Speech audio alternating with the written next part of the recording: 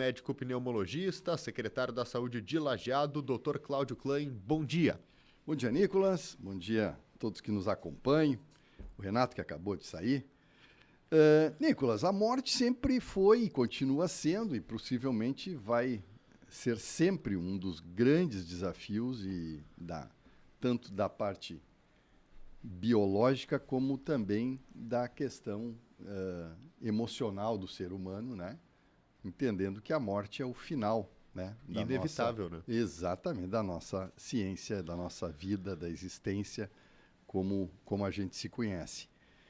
E sempre, então, foi um desafio que vem de pensadores, desde os primórdios aí que o ser humano começou a raciocinar. E, do ponto de vista biológico, sempre se tem tratado de situações que vão permitir evoluções aí no campo do manuseio da célula depois que tu não tem mais a estrutura que mantém a célula viva. Então, por exemplo, nos casos que a gente convive normalmente, né, de uma parada cardíaca, em geral, 3 minutos depois, os principais órgãos, né, principalmente o cérebro, tu já não consegue mais ter boa recuperação. Mas um pouquinho mais, 4, 5 minutos, depende das funções da circulação se mantendo. Desde os anos 80, uma técnica de criocongelamento, aquele resfriamento absurdo, né, que vai a menos 160, menos 180 graus, para preservar os tecidos, tem sido utilizada. É o que se usa hoje, por exemplo, para preservar o sêmen e o óvulo para uso posterior. Eu acho que tu sabes que existem empresas no mundo, principalmente nos Estados Unidos, que têm corpos, né? Pessoas que se congelaram esperando a ciência poder descobrir a cura para a sua doença e recuperar o corpo que está lá congelado nesse supercongelamento. Não é coisa de cinema. Não é coisa de cinema. Realmente isso existe. E para fins de transplante, aí agora vamos entrar no tema agora que eu estou propondo. Para fins de transplante, sempre se estudaram técnicas, né, para te poder preservar um órgão para tirar de uma pessoa e levar para outra. E é ainda um desafio porque o tempo se torna muito curto. Por exemplo, coração e pulmão, em geral, tu no máximo 4 horas precisa estar fazendo o transplante. Então, no momento que tu retira, tu coloca o órgão em resfriamento e dentro de soluções que preservam um pouco a vida celular, mas logo em 4 horas tu precisa estar fazendo o transplante. Outros órgãos, os rins, a gente consegue preservar até 24, às vezes 36 horas em situações muito ideais, mas ainda é muito restrito. Então sempre se pesquisa nessa área. Uma pesquisa, então, publicada agora, no dia 3 de agosto, na revista Nature, pesquisadores da Universidade de Yale, nos Estados Unidos, eles conseguiram pegar 100 porcos, anestesiaram os porcos, fizeram uma parada cardíaca neles, né?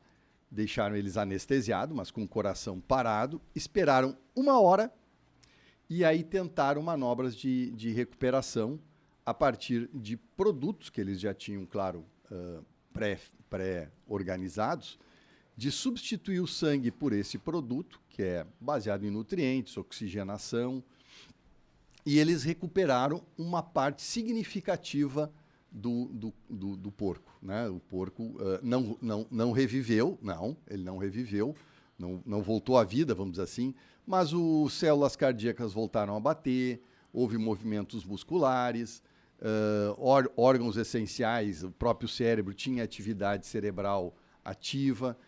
Então, eles demonstraram que sim, dá para se caminhar numa situação em que há uma reversibilidade de eventos que ocorrem depois da parada do coração, da suspensão do fluxo e da oxigenação celular. 1 hora depois tem eventos que tu consegue, com produtos, recuperar as funções. Então, isso está sendo muito comemorado porque talvez esses produtos possam ser utilizados nesse nível principalmente para transplante de órgãos, e a expectativa deles é ganhar 3, 4, 5 dias de conservação de um órgão porque daí a visão desses cientistas é que tu possa transplantar de um país para o outro. E aí a compatibilidade celular ser muito mais eficiente e com isso ter resultados muito mais positivos. Hoje, só para concluir, hoje mais ou menos 60% dos órgãos que são tentados para transplante acabam não sendo efetivamente transplantados pelas dificuldades de conservação e transporte do órgão. Esses estudos são muito interessantes, ou seja, prolongaria a possibilidade de um coração, um pulmão, que você falou de 4 minutos, até então 5 dias, poderia haver esse prolongamento a partir dessa substância sendo utilizada. E uma das notícias assim que mais me chamou a atenção esse ano foi justamente aquela situação de um homem que recebeu um transplante de coração de um porco. Ele acabou falecendo depois, mas é meio que mudar a mentalidade de como um ser humano receber um órgão de um animal e poder ter as mesmas funções no organismo.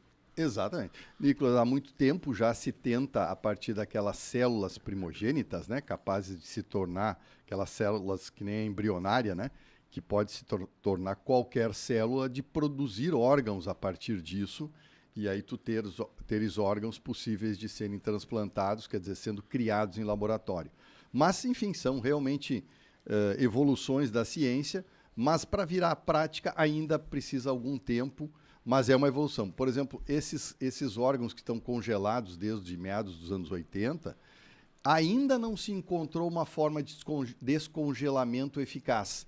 Isso também evoluiu nos últimos anos, porque esse é um problema da criogenia, né? Que é essa técnica de resfriamento rápido, que tu consegue sim resfriar rapidamente um órgão, mas como ele forma cristais, isso a gente vê no gelo, né?